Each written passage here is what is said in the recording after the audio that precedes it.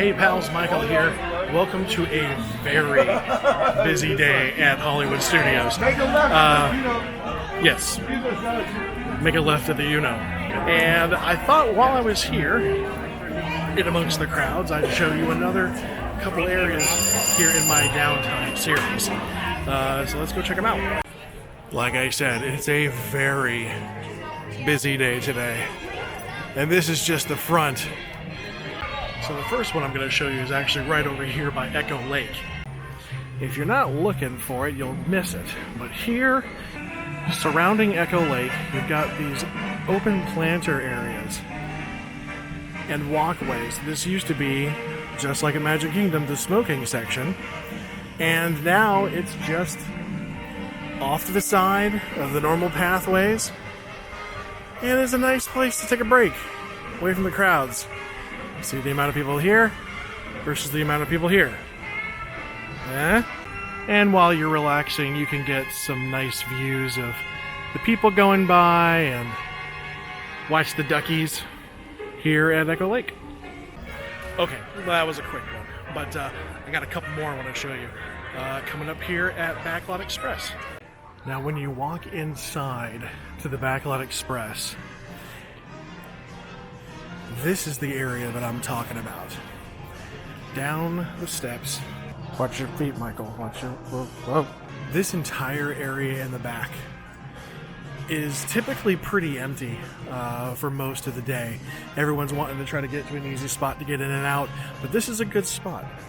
Backlot Express in general is a pretty good spot to get some downtime. It picks up during lunch, but usually you can find a table or two and some corners to kind of get under the shade and chill out, because the entire thing is completely shaded. See, they got this nice canopy across the entire dining area. So that's nice. Well, except for that hole. Well, okay, just pretend like you didn't see that hole. But it's fine. It's kind of cool too, because Backlot Express is one of the last few remaining elements of the original MGM Studios when it first opened. So it's nice to see it's still around. I don't expect it to be around for much longer, but what are you going to do? So the next places I'm going to show you, for me, are kind of sad and nostalgic. They're over in Muppet Studios.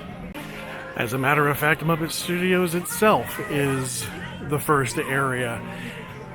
When you walk inside, it's nice and open and spacious.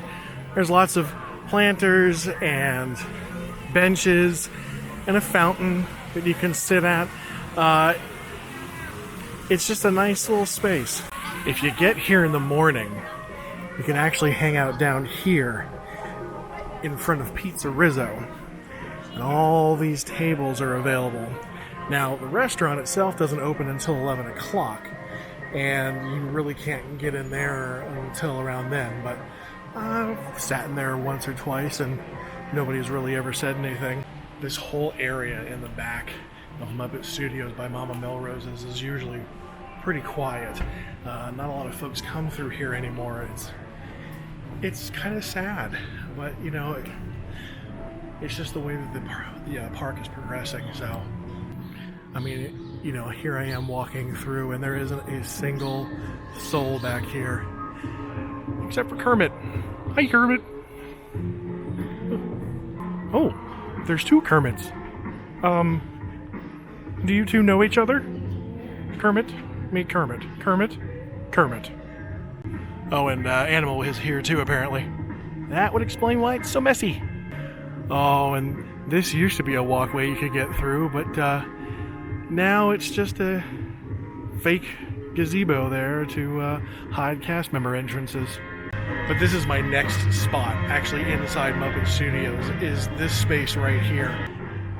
It's actually over here at the exit to the Muppet 3D show, but over here, what used to be a walkway is now closed off, and they've got all these benches right around here that you can sit at, and nobody ever comes back here.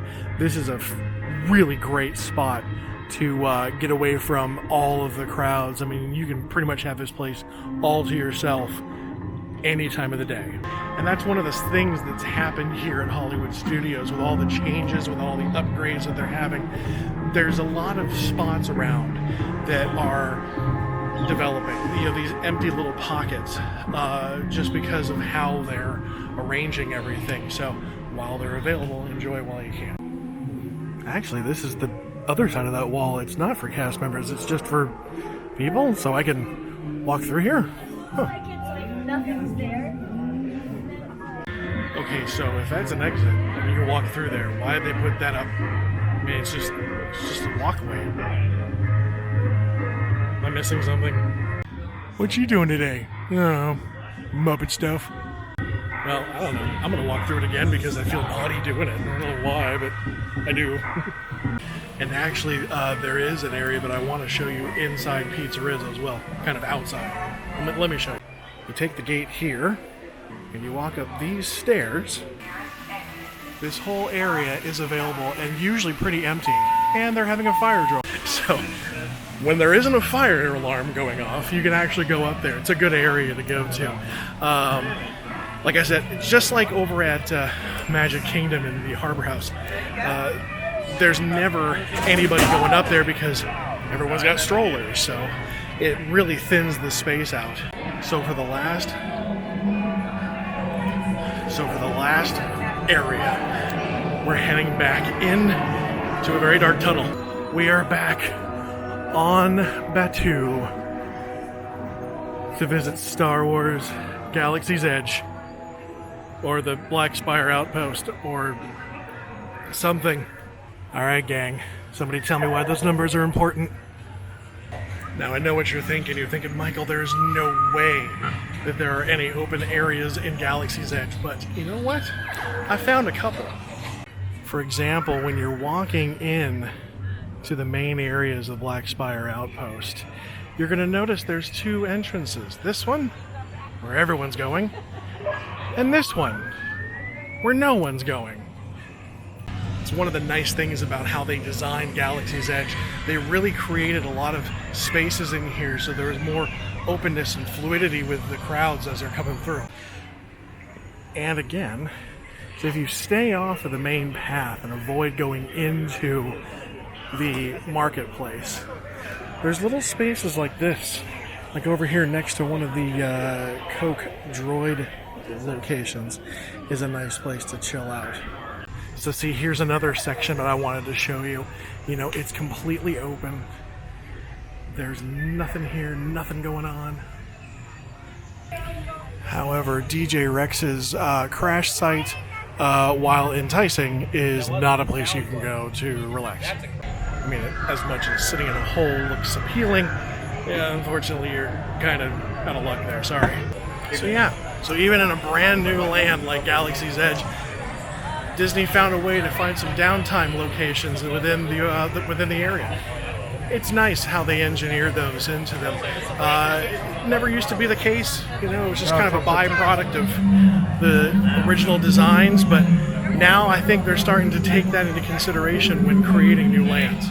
Personally, I just love hanging out around the park, finding a quiet spot and listening to the ambient sounds that they have playing in the background, all the little creatures and the ships flying by, and just it's just so it's so nice.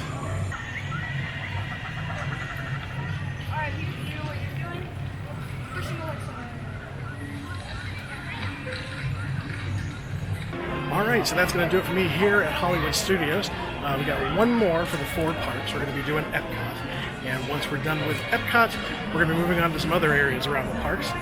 So I hope you stay tuned for that. But until then, don't forget to like and subscribe and hit the bell to find out when we're going to do the next one. And until then, don't forget to be a pal.